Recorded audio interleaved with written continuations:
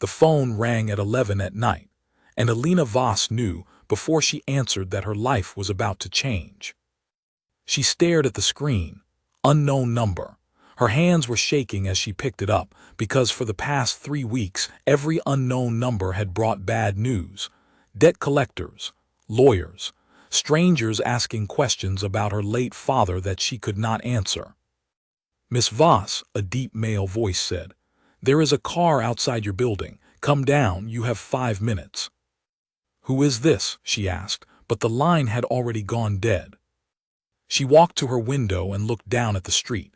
A black car sat by the curb, engine running, headlights cutting through the rain. 2 men in dark coats stood beside it, watching her building like they already knew which window was hers. Alina's heart pounded. She thought about calling the police, but some instinct told her that whatever this was, it was connected to the letters piling up on her kitchen table. Letters demanding money her father had borrowed before he died. Money she did not have. Money that, according to the last letter, was now owed to people who did not send polite reminders. She grabbed her coat and went downstairs. The taller of the 2 men opened the car door without a word. Alina hesitated on the sidewalk, rain soaking through her sleeves, and for a moment she almost turned back.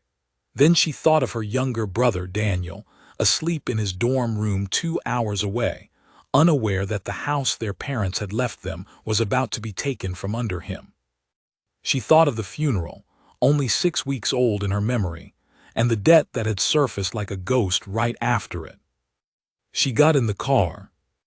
They drove in silence through streets she barely recognized, further from the modest apartment blocks of her neighborhood and into a part of the city where the buildings grew taller, older, and quieter. Finally, the car stopped in front of an iron gate. Cameras tracked their approach. The gate opened on its own, as if the house itself had been waiting for her. Inside, a woman in a gray dress led Alina down a long hallway lined with paintings that looked older than the country itself. She was brought to a set of double doors, and when they opened, Alina saw him for the first time. Dominic Marchetti stood by a tall window, a glass of dark liquid untouched in his hand. He did not turn around immediately. He let her wait, let her feel the size of the room and the weight of what she did not yet understand. "You know who I am," he said finally, still facing the window. "No," Alina said, though her voice shook. "I don't." He turned then, and she understood why people in this city lowered their voices when they said his name. He was not what she expected. Not old, not cruel-looking in any obvious way. He was maybe 35, dressed simply in a dark shirt, his expression unreadable, his eyes the kind that seemed to measure everything they looked at. "Your father owed money," Dominic said, "a great deal of it. Borrowed over several years, never repaid, and now the debt belongs to me." Alina's mouth went dry. "I didn't know about any of this. My father never told me." "I believe you," Dominic said simply, cutting off her explanation before it could turn into an apology she did not owe. "That is not why you are here." "Then why am I here?" He set the glass down on a side table, the sound sharp in the quiet room. "I am going to make you an offer. You will not like how it sounds at first, but I want you to listen before you decide anything." Alina crossed her arms, partly to stop them from shaking. "Go on." "Marry me," Dominic said.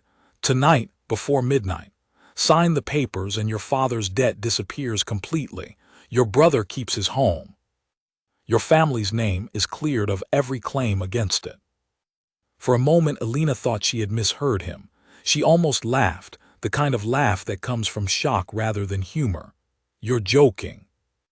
"I do not joke about business," he said.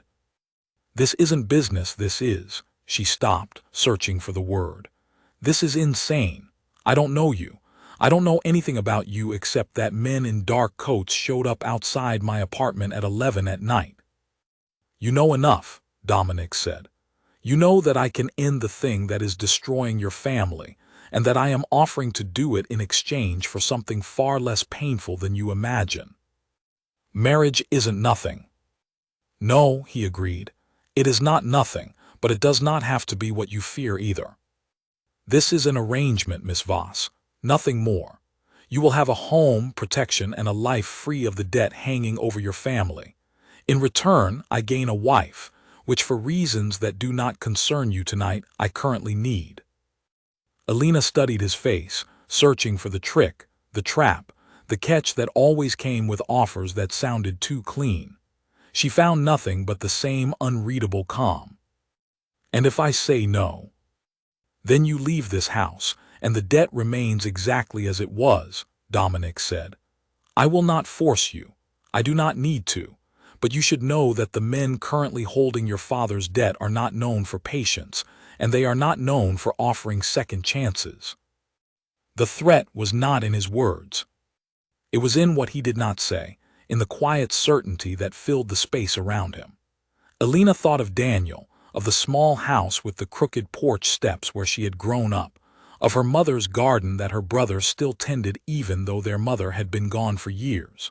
She thought about starting over from nothing, about the humiliation of losing everything because of a debt she never created.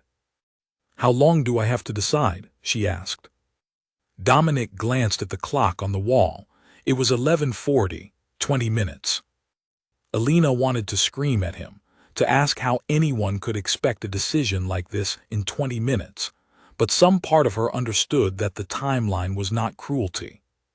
It was a test, or perhaps a mercy, forcing her to choose before fear could talk her out of the only real option she had. She walked to the window and looked out at the dark garden below, trying to imagine her life on the other side of this decision. A version of herself who said no and returned home to find her family's world collapsing piece by piece. A version who said yes and stepped into a life she could not begin to picture. What happens after? She asked without turning around. After the wedding, what does my life actually look like? You will live here, Dominic said. You will want for nothing. There will be expectations of you in public appearances, a role to play. In private, I will not interfere with your life more than necessary.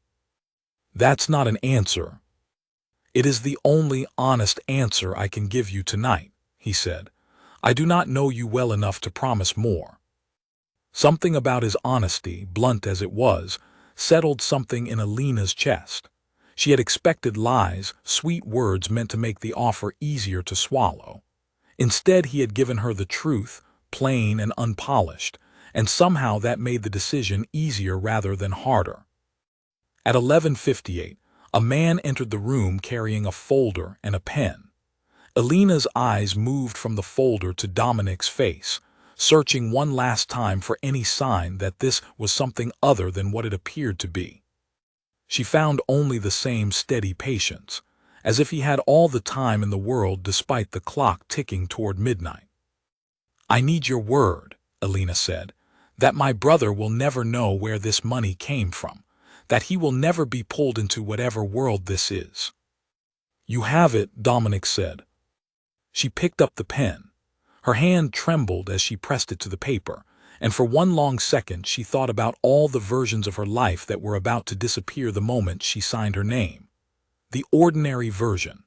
The version where she married someone she loved, in a small ceremony, with her father walking her down the aisle instead of resting in a grave. She signed. The clock struck midnight as the man collected the folder and left the room without a word. Dominic watched her, and for the first time since she had arrived, something shifted behind his eyes, something that was not quite warmth but was no longer pure calculation either. It is done, he said. The debt no longer exists. Your brother is safe. Alina let out a breath she had not realized she was holding. Relief and fear tangled together in her chest, impossible to separate. What happens now? Now, Dominic said, you get some rest. Tomorrow, your life changes in ways you cannot yet imagine, and you will need your strength for it. He led her personally through the quiet halls to a room on the second floor, larger than her entire apartment, with a bed made up in soft white linens and a view of the garden below. He paused at the door. You are safe here, he said, as if he had read the fear still written across her face. "Whatever you believe about men like me, understand this. I do not break my word and I do not hurt the people under my protection. You are under my protection now." He left before she could respond, his footsteps fading down the long hallway. Alina sat on the edge of the unfamiliar bed for a long time, staring at nothing, replaying the last 2 hours over and over until they blurred into something that felt more like a dream than her own life. She thought about calling Daniel, but it was nearly 1 in the morning, and what would she even say? That she had gotten married, that a stranger with cold eyes and a quiet voice now controlled her future. That somewhere in this enormous house, a debt that had haunted her family for weeks had simply vanished, erased by a signature and a promise she barely understood. Sleep did not come easily. Every sound in the unfamiliar house made her tense. Every shadow on the ceiling made her wonder what she had truly signed herself into. But somewhere near dawn, exhaustion finally won, and Alina drifted into a restless sleep, one hand still curled against her chest, as if holding onto the last piece of her old life before it disappeared completely. She woke to sunlight streaming through unfamiliar curtains and the sound of quiet movement somewhere in the house. For a moment, disoriented, she forgot where she was. Then the events of the previous night came rushing back, and the weight of what she had done settled over her like a heavy blanket. A soft knock came at the door before it opened slightly. The woman in the gray dress from the night before stood there, holding a tray with tea and fresh bread. "Good morning," the woman said gently. "My name is Isabel. I have worked for the family a long time. If you need anything, you may ask me." Alina sat up, pulling the blanket around her shoulders instinctively. "Where is he, Dominic?" "Mr. Marchetti left early this morning for business," Isabel said. "He asked me to see that you were comfortable and to show you the house whenever you are ready." Alina nodded slowly, still trying to process the strange gentleness of the woman's tone against everything she had imagined about this world the night before. She had pictured cruelty, coldness, perhaps even danger lurking in every corner. Instead, she found a kind, older woman offering her breakfast in bed. "Isabel," Alina said carefully, "can I ask you something?" "Of course." "What kind of man is he, truly?" Isabel paused at the door, considering the question longer than Alina expected. "He is a man who carries more weight than most people could bear," she finally said. "He does not show it easily, but he is not the monster the city whispers about, Miss Voss. Give it time. You may come to see that for yourself." The door closed softly, leaving Alina alone with her tea, her thoughts, and the enormous, unfamiliar house that was now, somehow, her home. Outside her window, the garden stretched toward a high stone wall, and beyond it the city carried on exactly as it had the day before, unaware that inside these walls, a woman's entire life had just been rewritten by a single signature and a promise made at midnight. Alina did not yet know what kind of world she had stepped into, or how deeply her father's secrets ran, or how the man she had just married would come to matter to her in ways she could not have predicted on that rain-soaked night. All she knew, sitting alone in a stranger's house with the morning light warming her hands, was that there was no going back now. Whatever came next, she would have to face it as Dominic Marchetti's wife. The city outside continued its noise and rush, indifferent to the quiet drama unfolding behind the iron gates. Somewhere across town, in offices with dimmed lights, men who had once held her father's debt now turned their attention elsewhere, satisfied that the matter had been settled. They did not know, and would not care, that in settling one danger, Alina Voss had walked directly into another, one with far deeper roots than she could have imagined on the night she signed her name and became a stranger's wife before the clock struck 12. She finished her tea slowly, watching the light shift across the garden, and told herself that whatever happened next, she had done it to save her family. That certainty, at least, she could hold on to as she prepared to step out of that room and into her new life. 3 weeks into her new life, Alina still woke some mornings forgetting where she was, reaching for the small alarm clock that used to sit on her old nightstand, only to find silk sheets and a view of manicured gardens instead. The Marchetti estate had a rhythm of its own, quiet and precise, staff moving through the halls like they were choreographed, doors opening and closing at exact times, meals served without her ever needing to ask. Dominic remained mostly a stranger to her, despite sharing his name and his house. He left before she woke and often returned after she had gone to bed. Their conversations, when they happened, were brief and practical. Did she need anything? Was the staff treating her well? Would she be attending the charity dinner on Friday? He asked these questions with the same flat efficiency he seemed to apply to everything, and Alina answered them the same way, two people orbiting each other in careful, distant circles. She spent her days exploring the enormous house, though exploring was perhaps too strong a word for wandering rooms that felt more like a museum than a home. She found a library with towering shelves and a fireplace large enough to stand in. She found a music room with a piano no one seemed to play. She found locked doors that Isabel gently steered her away from without explanation, and she learned quickly not to ask. It was Isabel, more than anyone else, who made the house bearable. The older woman had a way of appearing exactly when Alina needed company, always with tea, always with quiet conversation that asked nothing in return. Over the weeks, Alina learned that Isabel had worked for the Marchetti family for over 20 years, since Dominic was a teenager, and that whatever loyalty she held for the family ran deeper than mere employment.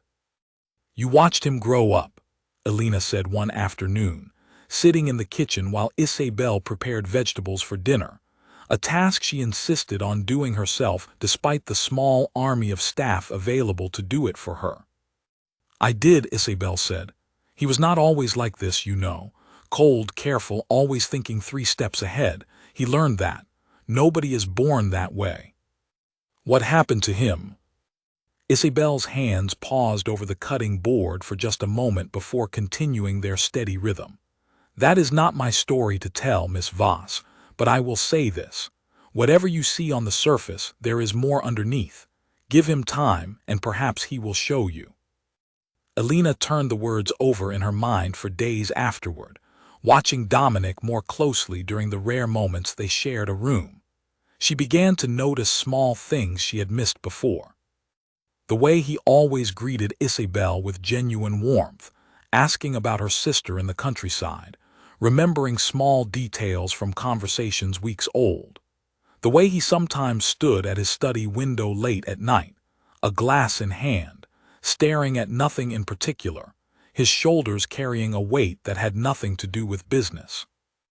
One evening, unable to sleep, Alina wandered down to the kitchen for water and found Dominic there instead, sitting alone at the long table, a folder of papers spread in front of him, untouched.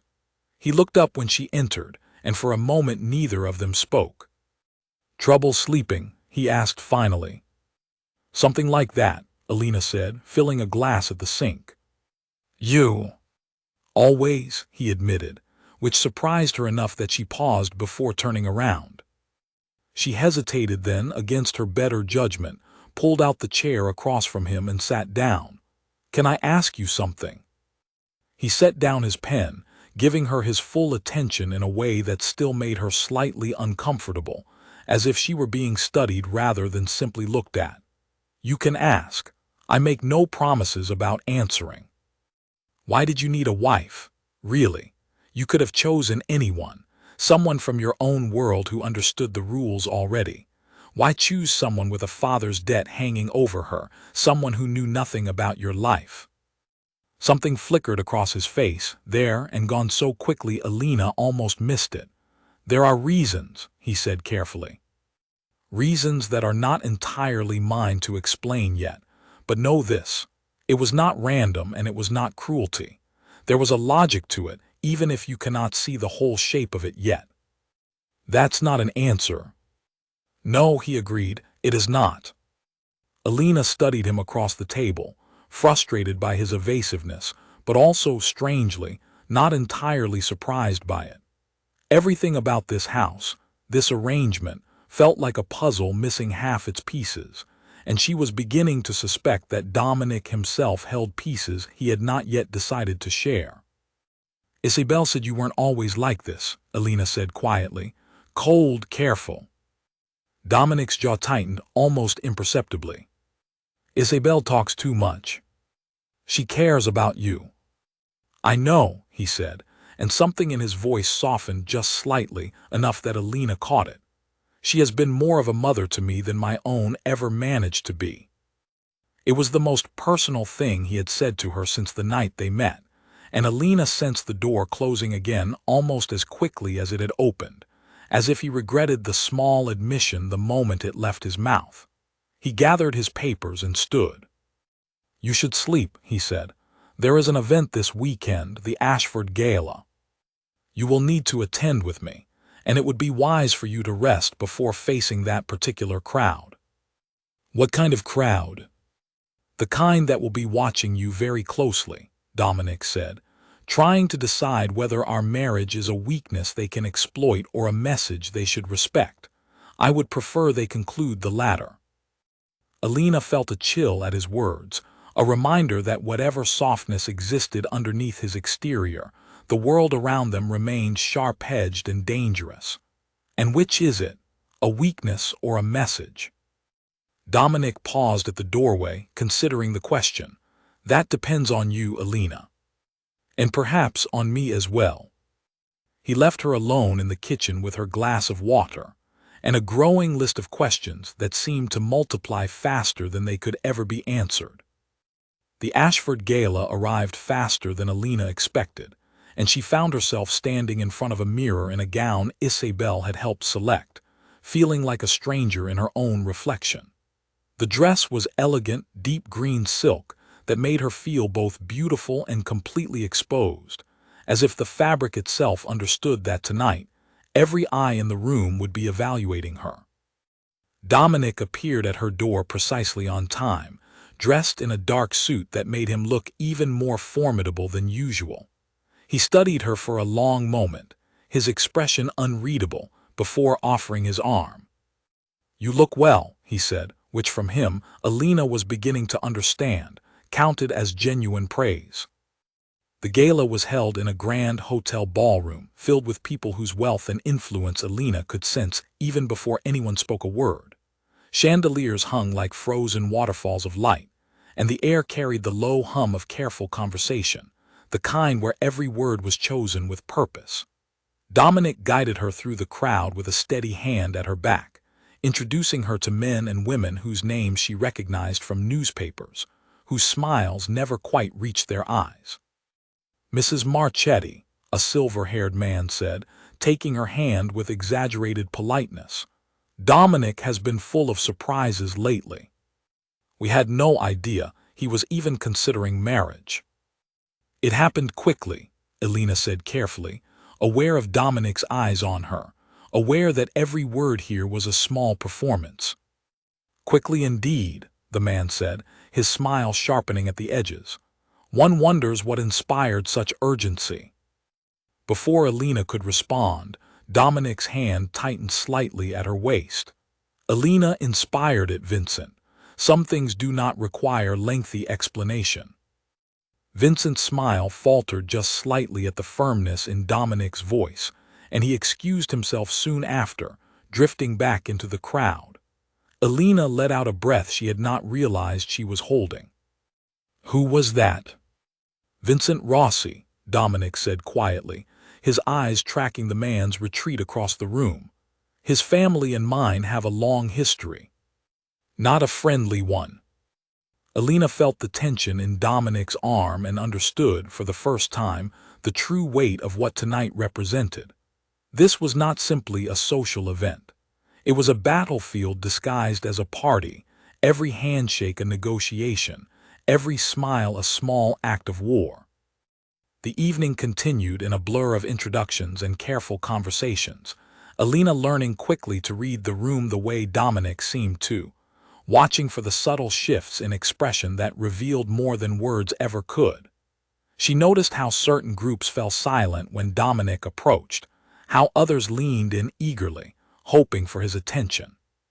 She noticed how the Rossi family's presence seemed to create ripples of tension throughout the room, conversations pausing whenever Vincent moved too close to where she and Dominic stood. Near midnight, during a rare quiet moment, Alina found herself alone on a balcony overlooking the city, the noise of the gala fading behind glass doors. She had needed air, needed a moment away from the constant performance, and had not expected company until she heard footsteps behind her. Overwhelmed, Dominic asked, joining her at the railing. "A little," Alina admitted. "I didn't expect tonight to feel so much like a chess match." "Everything in my world is a chess match," Dominic said, his voice quieter out here, less guarded than it had been all evening. "I am sorry you were pulled into it without warning." Alina turned to look at him, surprised by the apology, however small. "You could have told me more before tonight, about the Rosses, about what this evening actually meant." "You are right," he said, and the admission seemed to cost him something. "I have not been fair to you, keeping you in the dark about the world you now live in. That will change." "Will it?" "Starting now," Dominic said. He was quiet for a moment, looking out over the city lights before continuing. "The Rossi family and mine have been rivals for over 2 decades. There was a peace once, fragile and temporary, but it broke years ago over matters I will not burden you with tonight. Since then we have existed in a careful balance, neither side striking directly, both sides watching for weakness. And our marriage, is that weakness or strength in their eyes?" "Tonight, I believe we convinced them it was strength," Dominic said. "But convictions like that do not last forever. They will test us again. It is only a matter of time." Alina wrapped her arms around herself against the cool night air, processing the weight of his words. "Why are you telling me this now?" "Because you deserve to understand what you signed yourself into," Dominic said, turning to face her fully. "And because, despite everything, I find that I do not want to keep you in the dark any longer than necessary." The admission hung between them, unexpected and strangely vulnerable, coming from a man who had spent every prior conversation guarding his words so carefully. Alina studied his face in the dim light, searching for the calculation she had grown used to seeing there, and found something else instead. Something that looked almost like honesty. "Thank you," she said quietly, "for telling me." Dominic nodded, and for a long moment they simply stood together at the railing, the city stretching out beneath them, the noise of the gala a distant murmur behind the glass doors. It was the first time since the night they met that Alina felt something shift between them, some small crack in the careful distance they had both maintained, and she was not entirely sure what to do with the warmth that followed. They returned to the gala separately, Dominic pulled away almost immediately by a business associate demanding his attention, leaving Alina to navigate the remaining hour alone. She managed well enough, drawing on the confidence she had built through years of managing difficult clients in her old career, smiling through conversations that felt more like interrogations, deflecting questions about her past with practiced grace. It was nearly 1 in the morning when they finally returned home, both exhausted in the particular way that comes from hours of careful performance. Dominic walked her to her door, as he always did, and paused there longer than usual. "You handled tonight well," he said, "better than I expected." "I had good motivation," Alina said. "I didn't want to embarrass either of us." "You did not embarrass anyone," Dominic said. "Quite the opposite." He hesitated at the door, and Alina found herself hesitating too, some unspoken question hanging in the space between them. Finally, Dominic nodded once, a small, formal gesture, and turned to leave. "Good night, Alina." "Good night," she replied, watching him disappear down the hallway before finally stepping into her room and closing the door behind her. She sat on the edge of her bed for a long time that night, replaying the conversation on the balcony, the unexpected honesty in his voice, the way he had looked at her when he admitted he did not want to keep her in the dark. Whatever this marriage truly was, whatever reasons had brought them together, Alina was beginning to suspect it was more complicated than a simple transaction, and she was not entirely sure how she felt about that realization. Outside, the city continued its endless rhythm, unaware of the quiet shift happening behind the walls of the Marchetti estate, unaware that a fragile trust had begun to grow between two people who had started as strangers bound only by a signature and a debt now long erased. Alina did not know what the coming weeks would bring, or how deeply she would eventually be pulled into the dangerous world she had married into. But for the first time since that rain-soaked night, she found herself curious rather than afraid, wondering what she might discover about the man she now called her husband. The letter arrived on a Tuesday morning, tucked inside a box of her father's old belongings that Daniel had finally decided to send from the storage unit near their childhood home. Alina had asked for the box weeks earlier, wanting something familiar to hold onto in a house that still did not feel like hers, and she had not expected it to change everything she thought she understood about her father's death. She sat on the floor of her room, surrounded by old photographs and worn papers, when she found it.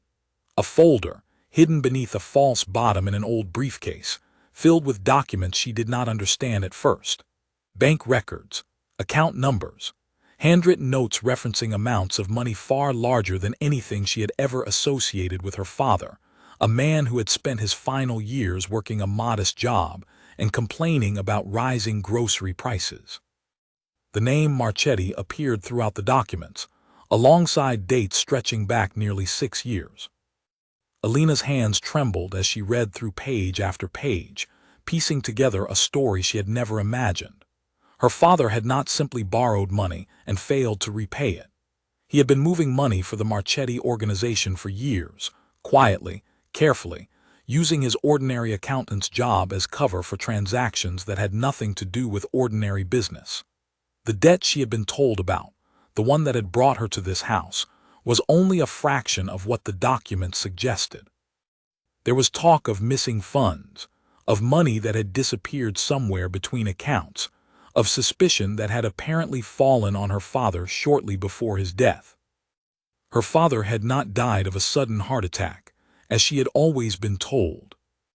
Or perhaps he had, but the documents raised a question Alina had never considered before finding them. What if his death had not been entirely natural? What if it had been convenient for someone? She found Dominic in his study that evening, the folder clutched tightly in her hands, her heart pounding with a mixture of fear and fury she had not felt since the night she signed the marriage papers. "I need to speak with you," she said, closing the door behind her. Dominic looked up from his desk, something in her expression immediately drawing his full attention. "What happened?" Alina placed the folder on his desk without a word, watching his face as he opened it, as his eyes moved across the pages, as recognition slowly replaced his initial confusion. His expression, usually so carefully controlled, flickered with something that looked almost like guilt. "You knew," Alina said quietly. "You knew all of this, about my father, about what he was really doing for your family." Dominic closed the folder slowly, his jaw tight. "Yes. And you let me believe he simply borrowed money he couldn't pay back." "That was not entirely untrue," Dominic said carefully. "Your father did owe a debt. What I did not tell you was the full nature of his relationship with my family, or the circumstances surrounding his death." "Tell me now," Alina said, her voice shaking. "All of it. I deserve that much." Dominic was quiet for a long moment, weighing something behind his careful expression, before finally nodding. "Your father began working for my family 6 years ago. He was skilled with numbers, discreet, and willing to look the other way regarding certain irregularities in exchange for generous compensation. For years, the arrangement worked well for everyone involved. And then money began disappearing," Dominic continued. "Small amounts at first, easy to overlook, then larger sums. My father, who ran the organization before me, suspected your father was skimming funds for himself. I did not believe it. Your father was many things, but careless was not one of them, and the pattern of the missing money did not match his usual methods. What do you think happened? I think someone else was responsible, Dominic said, and used your father as a convenient place to direct suspicion. Someone with access to the same accounts, someone who understood exactly how to make the evidence point away from themselves. Elena's stomach turned. The Rosses. Possibly, Dominic said, or someone within my own organization. I had not finished investigating when your father died of what was ruled a heart attack. The timing struck me as convenient, but I had no proof of anything beyond suspicion, and pursuing it further would have meant exposing operations I could not afford to expose. So you let it go, Elena said bitterly. You let my father's death go unquestioned because investigating it was inconvenient for your business. I did not let it go, Dominic said, his voice sharper now, the first real edge Elena had heard from him. I have been investigating quietly ever since, trying to determine what truly happened.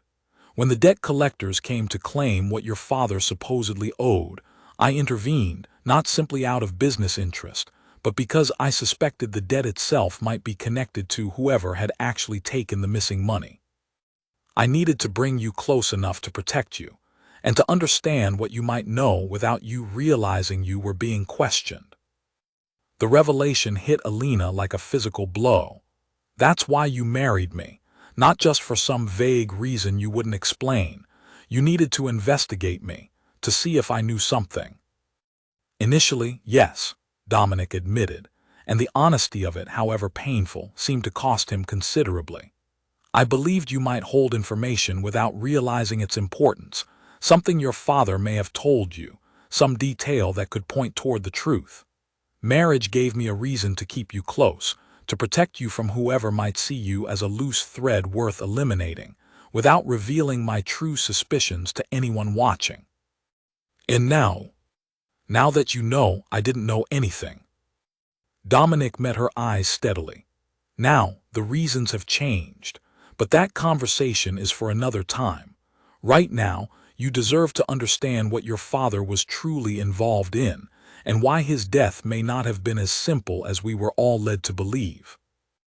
Elena sank into the chair across from his desk, the weight of everything settling over her at once. Her father, the quiet, unremarkable man who had raised her after her mother's death, who had seemed to care about nothing more exciting than his garden and his evening newspaper, had secretly been moving money for one of the city's most dangerous families, and possibly, just possibly, had been murdered for a crime he did not commit. Who do you suspect? She asked finally. There are a few possibilities, Dominic said. A man named Peter Alden managed a portion of the accounts your father also had access to. He left the organization shortly after your father's death, which I found suspicious at the time, but could not prove anything against him. There is also the Rossi family, who would benefit from creating instability within my organization, and who have a history of using exactly this kind of manipulation. And you've been investigating this the entire time, while pretending our marriage was simply business. I have never pretended anything with you that I did not believe to be true at the time, Dominic said. The debt was real. The danger was real. My need to keep you close was real, even if my reasons for it were more complicated than I initially explained. Elena studied his face, searching for deception and finding, once again, only the same unflinching honesty that had unsettled her from their very first conversation. Somehow, despite everything, she believed him. What happens now? She asked. Now, I continue investigating more urgently than before, Dominic said, and I would like your help if you are willing to give it. Any memory you have of your father's final months, any conversation, any strange behavior you might have dismissed at the time. It could matter more than you realize. Elena thought back over the final months of her father's life, searching for anything that might have seemed insignificant then but could matter now. "He seemed anxious," she said slowly, the memory surfacing as she spoke. "In the weeks before he died, he kept saying he needed to fix something, that he had made a mistake he needed to correct before it was too late. I thought he meant something about his retirement savings. I never imagined it meant anything like this." Dominic leaned forward, his attention sharpening. "Did he mention any names, any specific people he was worried about?" "He mentioned someone named Alden once," Alina said, the memory suddenly clear in her mind. "He said Alden was asking too many questions, that he didn't trust him. I remember because it was such an unusual thing for my father to say about anyone. He wasn't a suspicious man by nature." Dominic's expression shifted, something calculating and focused replacing the careful gentleness he had shown moments before. "That confirms what I suspected. Alden may have been building a case against your father deliberately, perhaps to cover his own activities." "What will you do?" "I will find him," Dominic said simply, "and I will learn the truth."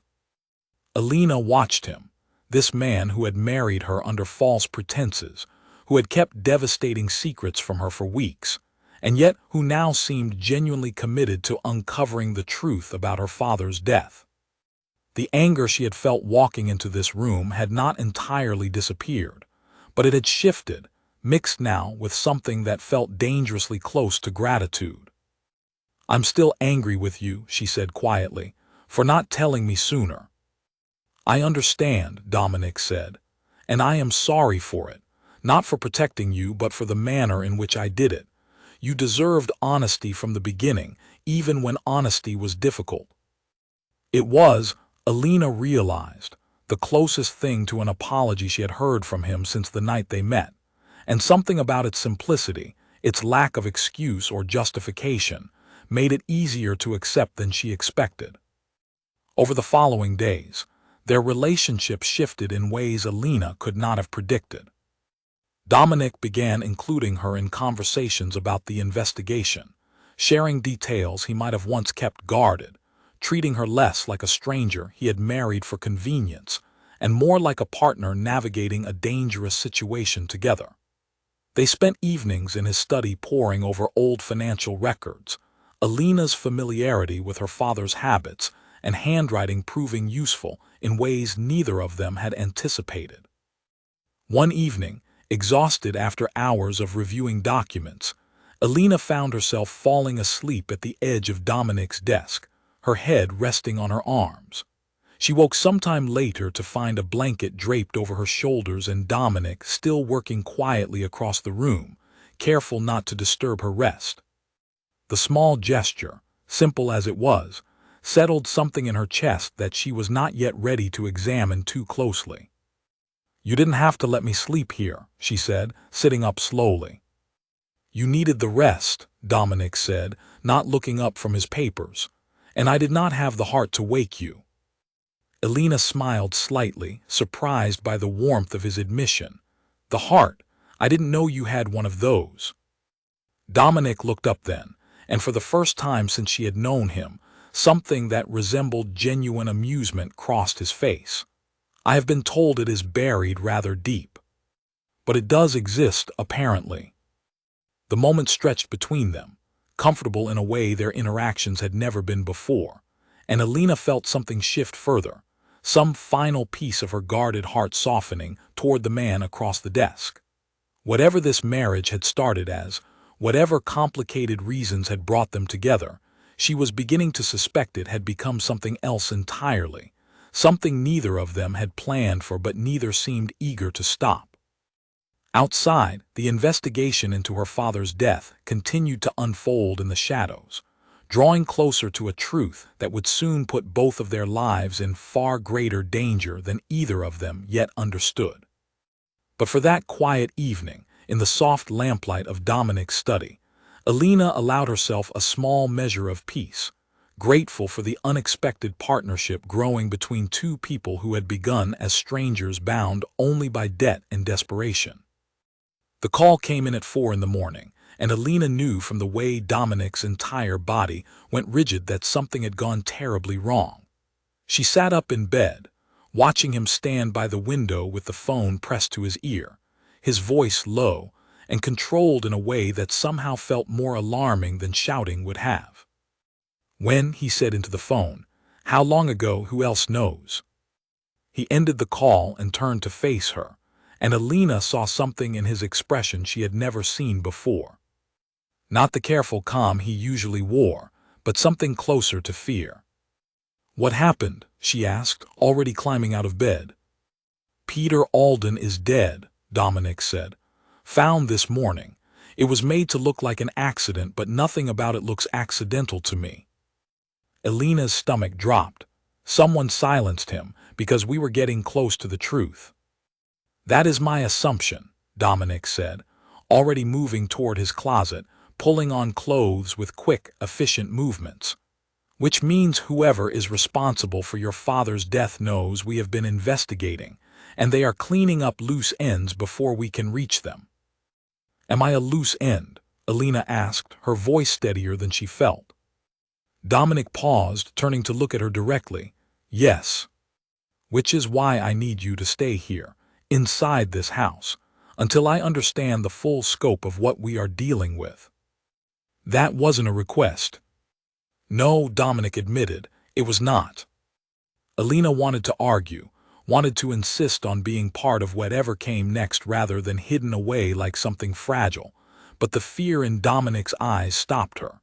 Whatever he was facing, it frightened him in a way she had not seen before, and some instinct told her this was not the moment to push against his caution. Over the following days, the house transformed. Security doubled, then tripled. Men Alina did not recognize patrolled the grounds at all hours, their presence a constant reminder of the danger circling closer. Dominic left early each morning and returned late, exhaustion carved into every line of his face, sharing less and less about the investigation despite his earlier promise of honesty. "You're keeping things from me again," Alina said one evening, catching him before he could retreat to his study. "I am trying to keep you safe," Dominic said. "There is a difference." "Is there? Because from where I'm standing it looks exactly the same as before. You deciding what I can and cannot handle without asking me what I actually want." Dominic's jaw tightened, frustration and worry warring across his face. "What I have learned is dangerous, Alina, more dangerous than anything before it. The Rossi family is involved more deeply than I suspected. And there is evidence suggesting someone close to me, someone I trusted, has been feeding them information for months." "Who?" "I do not know yet," Dominic said. "And until I do, I cannot trust anyone completely, including some of the very people responsible for your protection." The weight of that admission settled heavily between them. If Dominic could not trust his own people, the danger surrounding them was far greater than Alina had allowed herself to imagine. 3 days later, everything fell apart. Alina had agreed, against her better instincts, to attend a small charity luncheon that Dominic insisted would be safe, heavily secured, and important for maintaining appearances during a delicate time. She should have trusted the unease she felt the moment she stepped into the venue, the way certain faces in the crowd seemed too watchful, the way her usual security detail seemed thinner than expected. She never saw the moment everything went wrong. One second she was speaking with a woman from a local charity organization, and the next, a hand closed firmly around her arm, a cloth pressed briefly to her face, and darkness swallowed everything. She woke in an unfamiliar room, her wrists bound loosely to a wooden chair, her head throbbing from whatever had been used to subdue her. The room was dim, lit by a single hanging bulb, the walls bare concrete. Fear flooded through her as the events of the luncheon came rushing back. The door opened, and Vincent Rossi stepped inside, his expression carrying none of the polite charm he had shown at the gala weeks earlier. "Mrs. Marchetti," he said, his voice cold, "I apologize for the inconvenience, but your husband has proven remarkably difficult to negotiate with, and I find that leverage tends to speed these conversations along considerably." "What do you want?" Elena asked, forcing steadiness into her voice despite the fear coursing through her. "Territory, respect, an end to Dominic's constant interference in matters that should not concern him," Vincent said. "But mostly, right now, I want him to understand that I am not a man to be underestimated." "He'll come for me," Elena said. "You know that." Vincent smiled, cold and thin. "I am counting on it." Hours passed in that dim room, Elena's mind racing through every possible outcome, every way this could end. She thought of Dominic's face the morning Peter Alden's death had been reported, the fear she had seen there, and understood now that the danger had always been circling closer than either of them wanted to admit. When the door opened again, it was not Vincent who entered, but one of his men, carrying a phone already connected to a call. He held it to Elena's ear without a word. "Elena," Dominic's voice, tight with barely controlled fury and something that sounded almost like desperation. "Are you hurt?"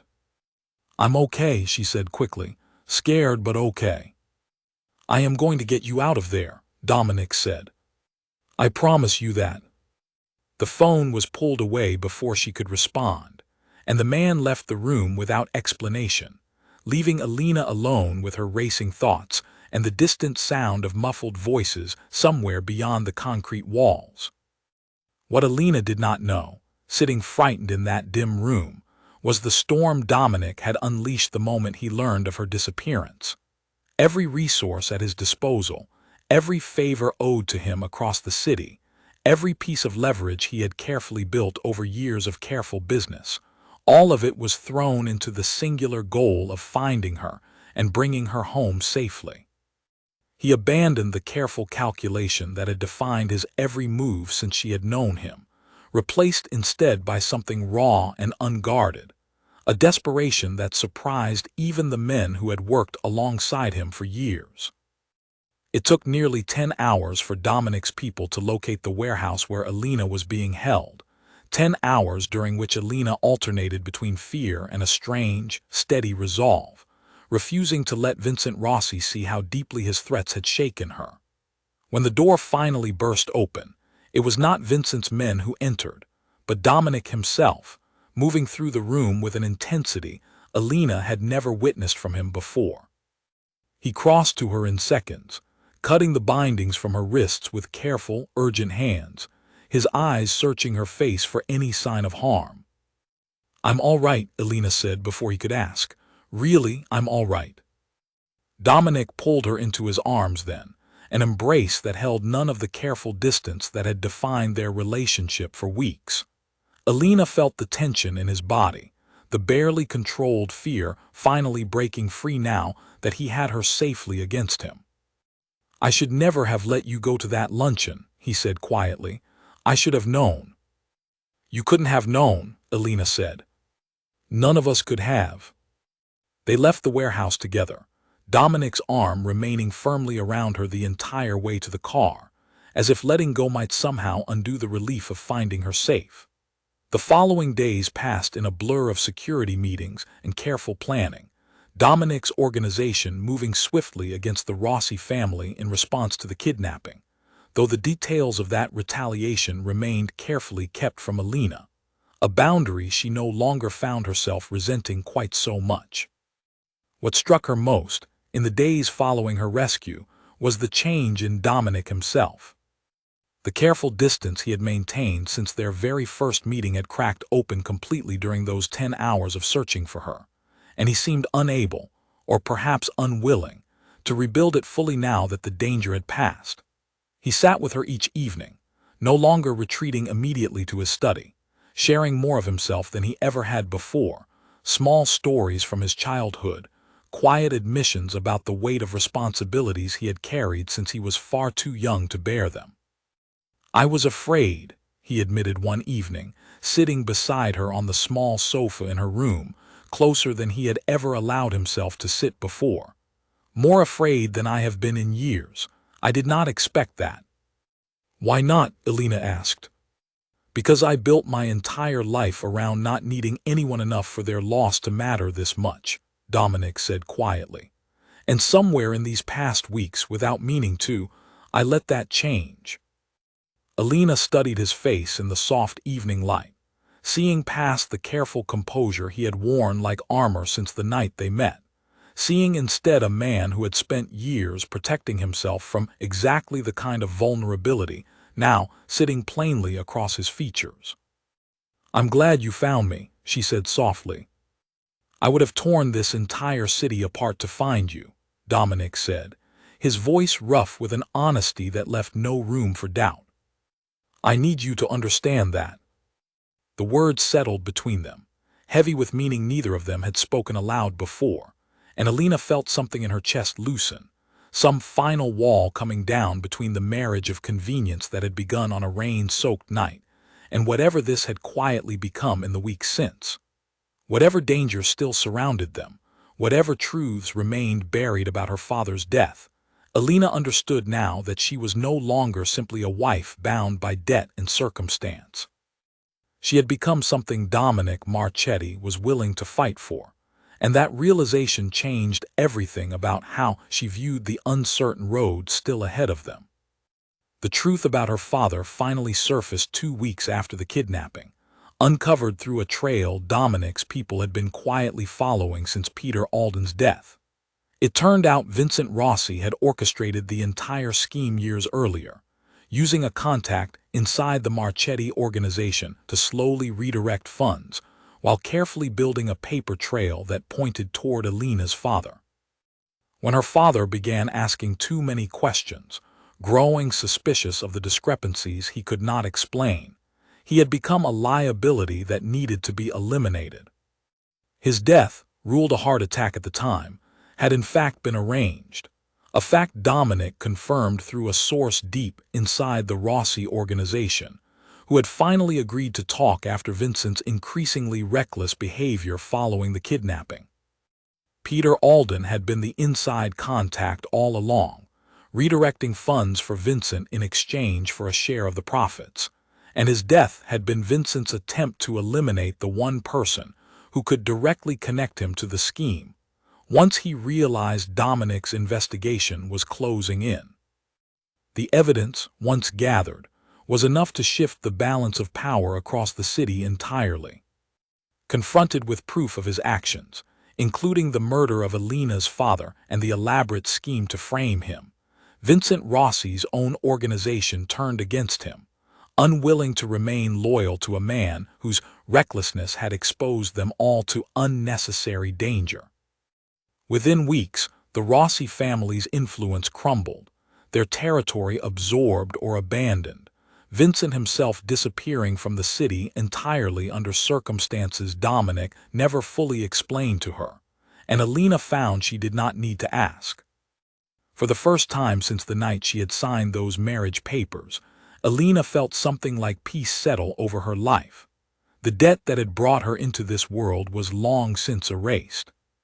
The mystery surrounding her father's death had finally been solved, painful as the truth had been to learn, and the danger that had shadowed every day of her marriage had finally lifted, leaving behind a quiet she had almost forgotten how to recognize. It was during this quiet that Dominic found her one evening in the garden, sitting on the same bench where she had spent countless hours over the past months, watching the sunset paint the sky in shades of orange and gold. He sat beside her without a word at first, and they simply watched the light fade together, comfortable in a silence that would have felt impossible between them just months earlier. "The debt is gone," Dominic said finally. "Your father's name has been cleared, at least within the circles that matter. You are free now, Alina, truly free in every sense of the word." Alina turned to look at him, understanding the weight behind his words even before he continued. "Free to leave, you mean?" "Yes," Dominic said, his voice carefully controlled despite something underneath it that Alina had learned to recognize over the past months. "The marriage no longer serves the purpose it once did. If you wish to end it, I will not stand in your way. You would leave with resources enough to build whatever life you choose, free of any obligation to me or to this world. Alina studied his profile in the fading light, the careful composure he wore even now, even as he offered her freedom in a voice that betrayed just how much the offer cost him. She thought back over the months since that rain-soaked night, the fear and uncertainty that had marked their beginning, the slow unraveling of walls neither of them had expected to come down, the desperate hours he had spent tearing the city apart to bring her home safely. "Is that what you want?" she asked quietly. "For me to leave?" Dominic was quiet for a long moment, and when he finally spoke, his voice carried none of its usual careful control. "No," he admitted. "It is the last thing I want, but I would not keep you here out of obligation, Alina, not anymore. If you stay, I need it to be because you choose to, not because circumstance has left you no other option." Alina felt something warm bloom in her chest at his honesty, at the vulnerability he had allowed himself to show, so different from the guarded stranger who had offered her a transactional marriage months earlier. She thought about her old life, the small apartment and the modest job, the version of herself who might have walked away from all of this and rebuilt something familiar and safe. And she thought about everything she had found instead in this unexpected marriage, the partnership that had grown between them, the man who had shown her, piece by piece, that the reputation surrounding him told only a small fraction of who he truly was. "I don't want to leave," Alina said, her voice steady with a certainty that surprised even her. "I didn't choose this marriage at first, not really. I chose it because I had no other option, but somewhere along the way that changed. I'm not staying because of debt or obligation anymore, Dominic. I'm staying because I want to."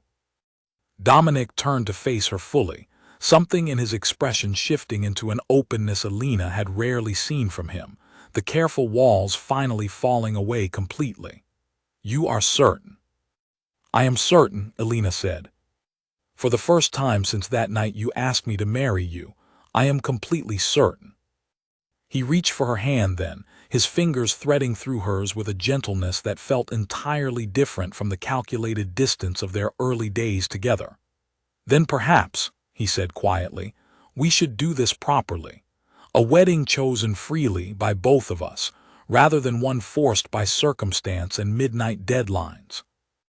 Alina laughed softly, the sound carrying genuine warmth for the first time in longer than she could remember. "You're asking me to marry you, again." "I am asking you to choose this," Dominic said. "Choose me freely without debt or danger standing between us. If you will have me." "Yes," Alina said, without hesitation, the word carrying none of the fear and uncertainty that had colored her first answer months earlier. "Yes, I will." The second wedding took place weeks later, in the same garden where Dominic had offered her true freedom, small and quiet, attended only by those who genuinely mattered to them both. Isabel stood proudly among the small gathering, tears in her eyes as she watched the two people she had cared for find their way to each other despite everything that had stood in their path.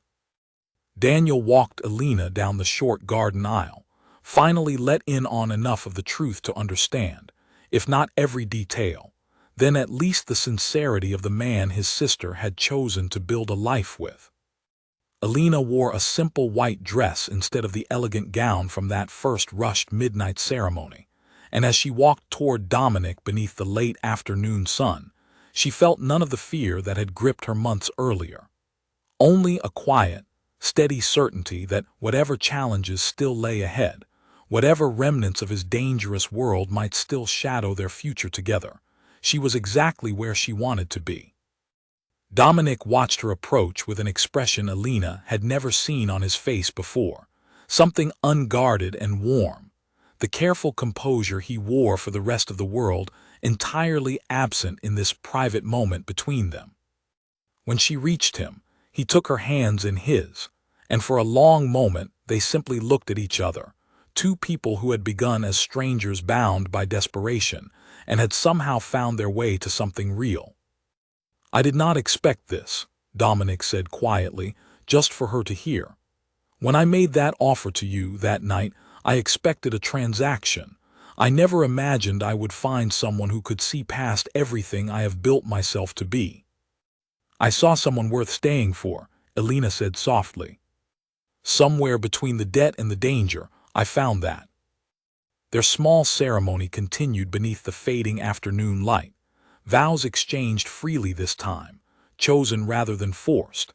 And as the sun began to set over the garden where their unlikely story had unfolded, Elena Marchetti stood beside her husband not as a woman trapped by circumstance, but as a woman who had chosen, with clear eyes and an open heart, exactly the life and the man she wanted. The city beyond the garden walls carried on as it always had, unaware of the quiet transformation that had taken place within the Marchetti estate, unaware that the marriage which had begun with a midnight signature, and a debt now long forgot, had become something far more enduring than either of them could have imagined on that rain-soaked night.